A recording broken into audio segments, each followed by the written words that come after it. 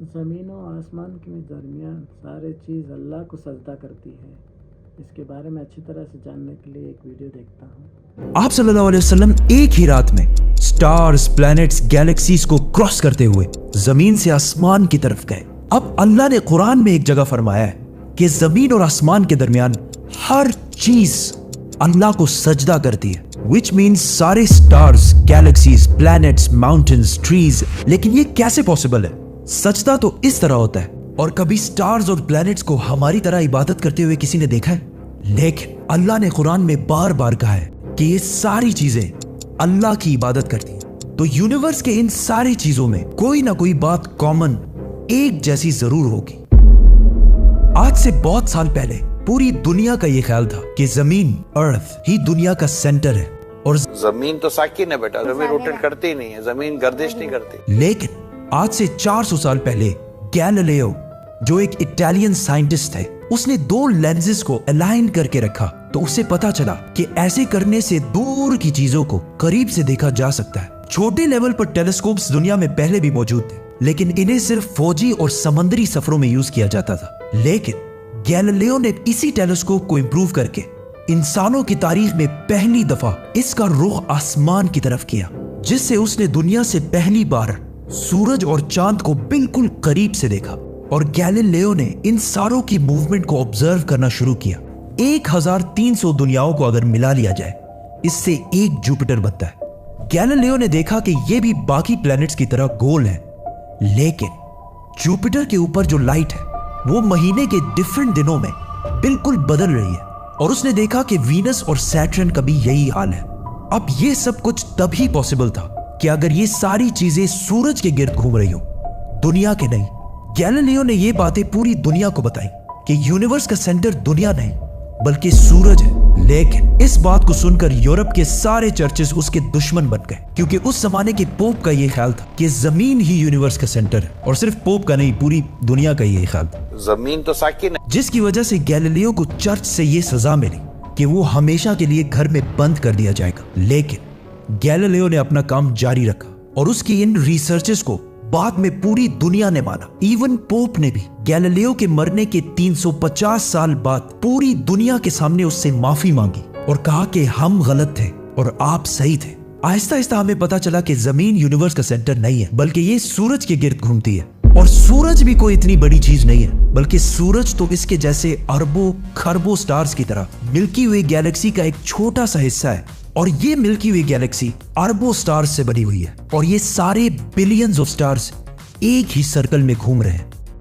ہم تو سورج کے گرد گھوم رہے ہیں، تو سورج جیسے اربوں کھربوں سٹارز مل کر کس کے گرد گھوم رہے ہیں؟ Supermassive black hole. Have a supermassive black hole at their center. اس بلیک ہول نے، جو ہمارے سورج سے 40 لاکھ ٹائمز بڑا ہے، نے پوری گیلیکسی کو ایک گول سرکل میں رکھا ہوا ہے. جس طرح ہمارے سورج نے زمین، جوپیٹر، مارس، ان سارے پلانٹس کو ایک سرکل میں رکھا ہوا ہے. لیکن یہ گیلیکسی بھی کوئی اتنی بڑی چیز نہیں ہے بلکہ یہ لاکھوں اور گیلیکسیز کو ملا کر ایک چھوٹے سے کلسٹر کا ایک چھوٹا سا حصہ ہے. یہ لاکھوں گیلیکسیز مل کر ایک کلسٹر بناتے ہیں اور یہ کلسٹر بھی کوئی اتنی بڑی چیز نہیں ہے بلکہ اس جیسے لاکھوں کلسٹرز ملا کر ایک سپر کلسٹر بنتا ہے. اور ایسے ہزاروں سپر کلسٹرز اور بھی موجود ہیں. اب آپ نے یہ نوٹ کیا کہ ان سارے سٹارز، گیلیکسیز، پلانٹس میں ایک چیز کامن ہے کہ اس پورے یونیورس میں ہر چیز کسی نہ کسی دوسرے آبجیکٹ کے گرد گھوم رہی ہے. اور جب رسول اللہ صلی اللہ علیہ وسلم بھی آسمانوں کی طرف گئے تو انہوں نے بیت المعمور میں فرشتوں کو نماز پڑھتے ہوئے نہیں دیکھا، وہ بھی کسی چیز کے گرد گھوم رہے تھے. لیکن گھومنے کا عبادت سے کیا تعلق ہے؟ اللہ نے تو کہا ہے کہ یہ ساری چیزیں عبادت کرتی ہیں. آپ کو پتا ہے اللہ نے یہ بات کس صورت میں کہی ہے؟ سورہ حج میں. حج میں مسلمان پوری دنیا سے اسلام کی سب سے مقدس اور ہولی جگہ کعبہ کے پاس جاتے ہیں اور بار بار اس کے گرد گھومتے ہیں. اب اس سرکل کرنے کا مطلب کیا ہے؟ جب مسلمان کعبہ کے گرد گھومتا ہے تو وہ اس وقت اکیلا نہیں گھوم رہا ہوتا بلکہ چاند، پلانٹ، سٹارز، گیلیکسیز، کلسٹرز ساروں کے ساتھ ایک ہی عبادت میں شامل ہو جاتا ہے. تو یہ ساری چیزیں ہماری طرح عبادت نہیں کرتی بلکہ ہم مکہ جا کر ان کی طرح عبادت کرتے ہیں. لیکن اس آیت میں تو لکھا ہے کہ یہ ساری چیزیں اللہ کو سجدہ کرتی ہیں. سجدہ کا مطلب صرف ہمارے والا سجدہ نہیں ہے بلکہ اللہ کے نظام کے مطابق چلنے کو بھی سجدہ کہہ سکتے ہیں. لیکن اللہ نے اس آیت میں صرف سٹارز، گیلیکسیز اور پلانٹس کا نہیں کہا बल्कि हर चीज, पहाड़, दरख्त, जानवर, सब का है। ये तो सर्कल्स में नहीं घूमते। आज से हजारों साल पहले एंशिएंट ग्रीस में ये कॉन्सेप्ट बना कि कायनात की हर चीज एक बहुत ही छोटे पार्टिकल, एटम से बनी हुई है, जिसको फिर 2000 साल तक पूरी दुनिया भूल गई। लेकिन आज से 200 साल पहले इस कॉन्सेप्ट पर रिसर्च दोबारा शुरू हुई और साइंसदानों की रिसर्च से पता चला कि एटम सबसे छोटा पार्टिकल नहीं है, बल्कि इसके अंदर और भी पार्टिकल्स हैं, जैसे प्रोटॉन्स, न्यूट्रॉन्स, इलेक्ट्रॉन्स। प्रोटॉन्स और न्यूट्रॉन्स हमेशा एटम के सेंटर में होते हैं और इलेक्ट्रॉन्स हमेशा इनके गिर्द घूम रहे होते हैं, ऑलमोस्ट बिल्कुल उसी तरह जिस तरह प्लैनेट सूरज के गिर्द घूमते हैं और स्टार्स ब्लैक होल के गिर्द घूमते हैं। जिसका मतलब है कि कायनात की हर चीज चाहते या ना चाहते हुए किसी ना किसी चीज का तवाफ कर रही है। और जब कोई मुसलमान काबा का तवाफ करने जाता है तो वो कायनात की हर छोटी से छोटी चीज, जैसे एटम के अंदर इलेक्ट्रॉन से लेकर कायनात के सबसे बड़े ऑब्जेक्ट्स, प्लैनेट्स, स्टार्स, गैलेक्सीज और इवन बैतुल मामूर में फरिश्तों के साथ एक ही इबादत में शामिल हो जाते हैं।